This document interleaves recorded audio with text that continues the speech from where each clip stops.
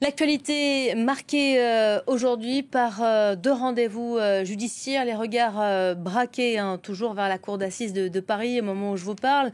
Tout le monde l'attendait. Kim Kardashian est en train de s'adresser à la cour, la reine des influenceuses, qui est en train de témoigner dans le procès de son spectaculaire braquage. Elle est arrivée hier soir aux États-Unis, elle est apparue en début d'après-midi sur les marches du tribunal. 490 journalistes présents pour suivre la séquence et déjà quelques mots prononcés devant le tribunal. Je veux dire ma vérité sur l'affaire Kim Kardashian, qui vient également de déclarer: j'étais persuadée qu'ils allaient me tirer dessus, que c'était fini. Clovis Casali, on vous retrouve devant la cour.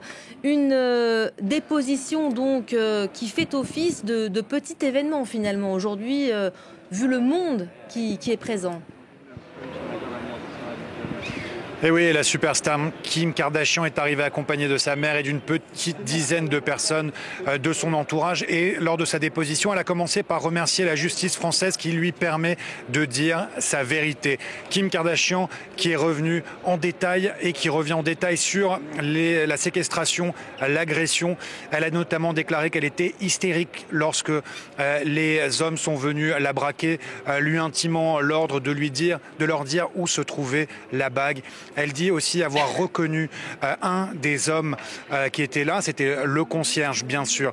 Kim Kardashian qui a aussi dit qu'elle adorait Paris, qu'elle adore toujours Paris, qu'elle aimait marcher la nuit seule dans les rues, qu'elle aimait faire du lèche-vitrine, mais aussi prendre des chocolats chauds. Kim Kardashian, pour qui tout a changé lors de cette nuit d'octobre 2016, lorsque ces malfaiteurs ont pénétré.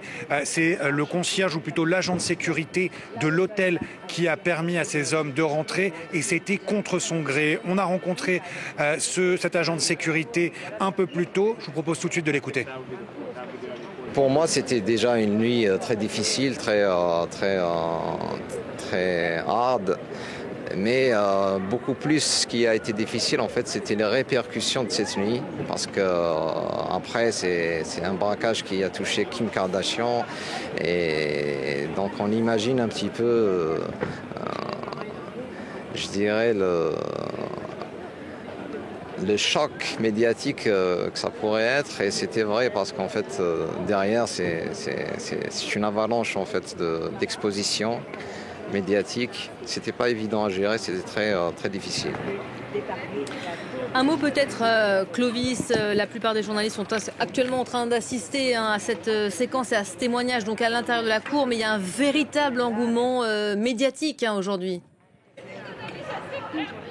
Absolument, 490 journalistes accrédités, beaucoup d'étrangers, très peu dans la salle d'audience, mais il y a une autre salle pour 200 journalistes afin qu'ils puissent regarder la déposition de Kim Kardashian sur des écrans, et les autres sont à l'extérieur.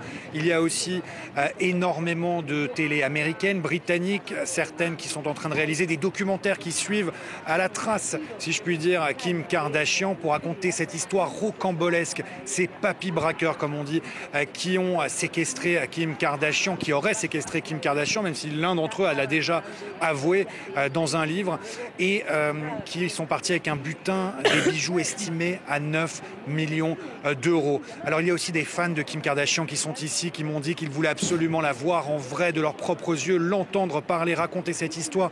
Eux qui disent qu'ils étaient extrêmement peinés, tristes de voir cette superstar, une des influenceuses les plus suivies au monde, être séquestrée ici à Paris, et pour eux c'est très important de la voir. Et j'ai aussi croisé, pour finir, peut-être sur une touche un peu plus légère, j'ai croisé un couple d'Américains ici sur les marches et je leur ai demandé s'ils étaient fans de Kim Kardashian. Ils m'ont dit pas du tout, on a fui Los Angeles à cause des influenceuses comme elle. Clairement ils n'étaient pas là pour le procès.